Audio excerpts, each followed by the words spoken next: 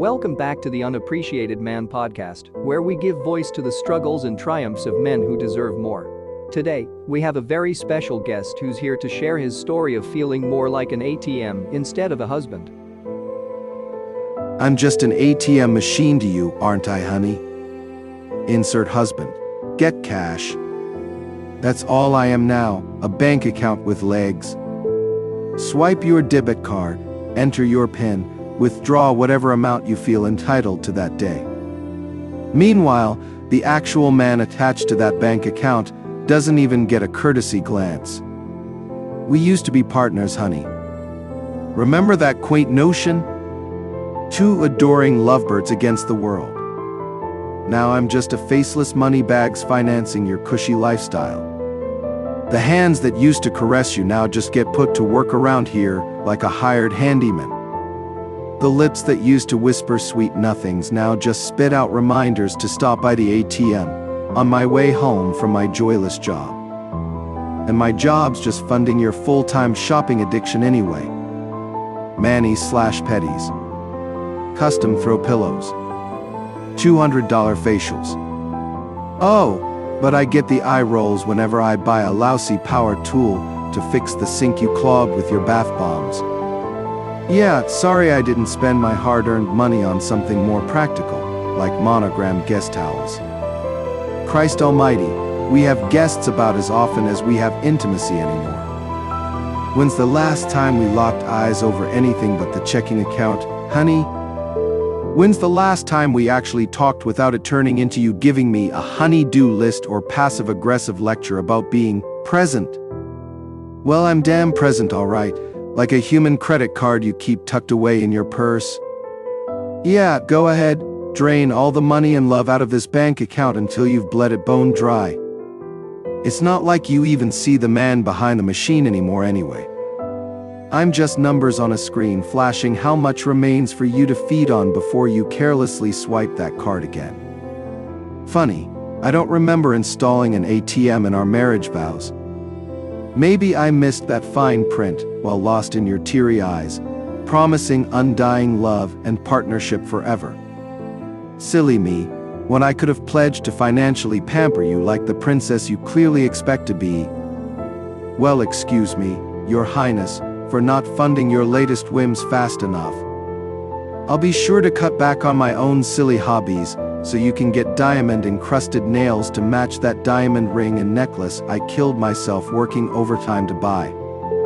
Can't have anyone thinking your ATM is running low, can we? Oh no, might give you a reason to toss me out for a newer model. And hey, maybe Bodyworks Brad will let you gently cry on his shoulder about how unfulfilled you feel while he works the knots out of your perfect posture. I'm sure hearing how stressed you are while getting a couple's massage will really make him admire your strength. Almost as much as seeing my bank account balance afterward. Go on and drain it all, sweetheart. Take everything I've got left. Clearly nothing will ever be enough for someone convinced the world owes them a living. And no man attached to that bank account matters one iota, next to your never-ending thirst for more. Well, this bank's closing its doors now, honey. I will not keep endlessly paying for the privilege of feeling used. I'd rather be damned broke and see the gold digger behind those batting eyelashes than stay one more day in this financial hostage situation. Tapes are rolling, alarms blaring. Party's over. Time to go panhandle off some other poor blinded sap.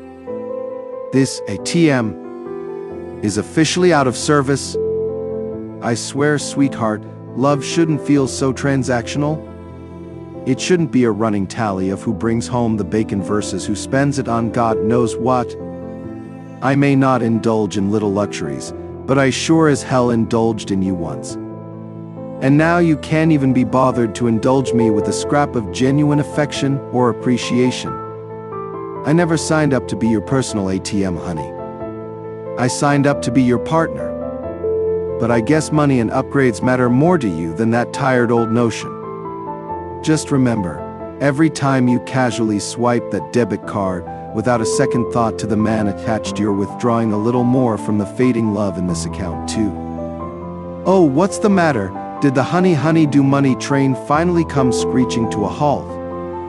Suck it up, princess. This ATM is officially closed for business no matter how much you kick and scream. Find some other fool's bank account to bleed dry. Do you even hear yourself anymore with those endless demands? Honey, my car needs new tires. Honey, I have to get this designer bag. Excuse me, need. As in wrapped up in your very survival, like water, food, shelter, etc. Exactly which level of Maslow's hierarchy of needs does a new Kate Spade tote bag fall under? And hey, maybe I went about this vision of marital bliss all wrong. Maybe it's my fault for assuming, with my body I thee worship, meant physical affection between partners, not waving goodbye as you go max out another credit card at the Nordstrom altar. Silly me for thinking of partnership as us against the challenges of life, not you against the balance in my checking account. Or for assuming that at some point your dreams and needs should line up with mine too, not just endlessly stomp all over them, because I don't deserve frivolous luxuries. Only the princess deserves those, of course. Well, this princess can cast her spells of manipulation on some other fool from now on. This well is all tapped out. Not another drop left for you to squeeze out of this disillusioned former prince. Go see if you can cry poor mouth to Bodyworks Brad for a while in exchange for a few more massages. Tell him how I, the evil bank account, refused to buy you nice things while you bat those credit card ad eyelashes. I'm sure he'll swoop right in to rescue the damsel in distress. At least until his bank account's drained too and you toss him out with the rest of us shriveled, sucked dry husks. Yeah, good luck with your next ATM, princess. Hope you suck him even drier than me. But this one's slamming the vault shut and walking free. So you just go ahead and keep on rationalizing those needs of yours all by your lonesome from now on, here, now and forever.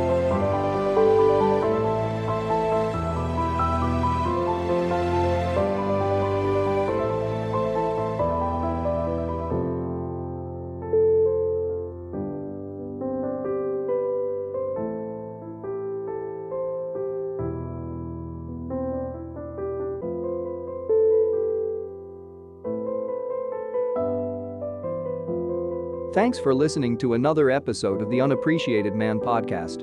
We'll be back next week with another story of resilience and strength. Remember, men, you are not alone. Your voice matters. Your needs matter. Don't be afraid to speak up and claim your place in the world.